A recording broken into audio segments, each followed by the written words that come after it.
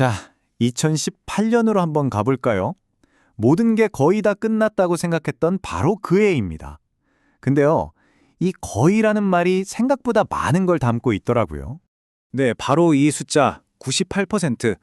2018년에 신한울 원자력발전소 1, 2호기 공정률이 바로 이 98%에 도달합니다. 이건 뭐 사실상 다 쥐었다 이렇게 봐도 무방한 상태였죠. 그리고 이게 그냥 지어진 건물이 아니에요.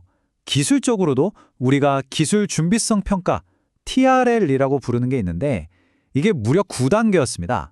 TRL 9단계라는 건요. 자, 이제 당장 상업운전 시작해도 됩니다. 할 정도로 기술이 완벽하게 무르익었다는 뜻이에요. 그러니까 기술은 정말 완벽하게 준비가 돼 있었던 거죠. 원자력 발전소의 두뇌라고 할 수 있는 핵심 설비부터 아주 중요한 부품인 원자력 냉각제 펌프까지 전부 우리 기술로 100% 국산화에 성공한 그야말로 최첨단 기술의 집약체였습니다. 그런데 말입니다. 이렇게 모든 게 완벽했는데 이 발전소가 바로 가동되지를 못했어요. 아니, 기술은 다 준비됐다면서요? 그럼 대체 뭐가 문제였을까요? 뭐가 이 발전소의 발목을 잡았던 걸까요? 그 답은요, 놀랍게도 기술이 아니었어요. 바로 절차의 기록 속에 숨어 있었습니다. 그리고 그 길고 긴 기록은 딱 하나의 숫자로 요약될 수 있습니다. 바로 1468. 이 숫자가 뭐냐고요? 이게 바로 신한울 1, 2호기 운영 허가를 받기 위해서 규제기관이랑 사업자 사이에 오고 갔던 공식적인 질문의 총 개수입니다. 1468건이죠. 자, 여기서 중요한 게 있어요. 이 숫자 1468이라는 걸 가지고 누가 잘못했네 이런 얘기를 하려는 게 절대 아닙니다. 이건 그냥 데이터예요. 우리 사회의 어떤 시스템이 작동하는 방식, 그러니까 그 구조가 고스란히 남겨놓은 기록인 셈이죠. 여기 표를 좀 보세요. 이 1468건이라는 질문이 한 번에 쏟아진 게 아니에요. 수년에 걸쳐서 여러 차례로 나뉘어 진행된 걸 볼 수 있죠. 처음엔 752건, 그 다음엔 205건. 시간이 가면서 질문의 숫자는 줄어드는 것 같긴 한데 중요한 건 이 과정 자체가 끝나지 않고 계속 이어졌다는 겁니다. 아니, 도대체 왜 이렇게까지 많은 질문이 이렇게나 오랜 시간에 걸쳐서 필요했던 걸까요? 자, 이제부터 그 이유, 그러니까 이 시스템이 가진 어떤 구조적인 특징을 한번 파헤쳐 보겠습니다. 자, 어떤 거대한 프로젝트를 하려면요, 반드시 통과해야 하는 절차라는 관문들이 있습니다. 환경영향평가도 해야 하고 주민들 의견도 들어야 하고 여기 있는 것들 하나하나가 다 나름의 중요한 이유와 목적을 가지고 있는 건 맞아요. 진짜 문제는 이 관문들이 있다는 것 자체가 아니에요. 핵심은 이 관문들이 어떻게 설계되어 있냐는 거죠. 지금 보시는 것처럼 한 단계가 완전히 끝나야만 그제서야 다음 단계로 넘어갈 수 있는 아주 완벽한 순차적 구조라는 겁니다. 꼬리에 꼬리를 무는 방식이죠. 이런 순차적인 구조가 가끔은 마치 묘비우스의 띠처럼 돼버려요. 무슨 말이냐면 한참 진행하다가 어떤 단계에서 이거 보완 좀 해주세요 하는 요청이 딱 들어오잖아요.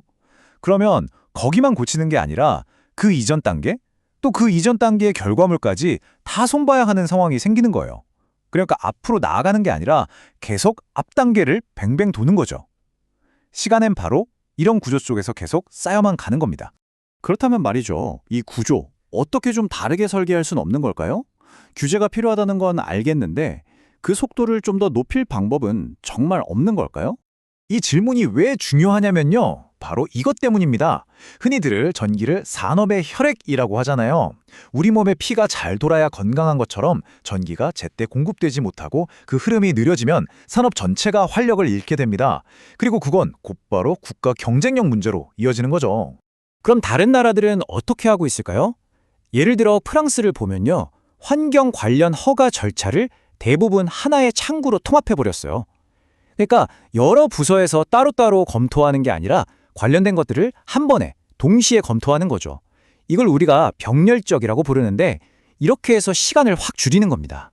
미국은 또 접근법이 좀 달라요. 여기는 절차의 기준 자체를 아주 명확하게 만드는 데 집중합니다. 행정절차법이라는 걸 통해서 아무나 쉽게 소송을 걸지 못하도록 그 문턱을 높여놓은 거죠. 예를 들면 뭔가 문제가 있다고 생각하면 저기 초기 심사 단계에서 미리 얘기를 했어야 한다는 거예요. 나중에 와서 딴소리하면 안 된다는 거죠. 또 정부 결정이 제멋대로였다는 걸 증명해야만 하고요. 결국 절차를 명확하게 해서 불필요한 논쟁을 줄이고 속도를 내는 그런 설계인 겁니다.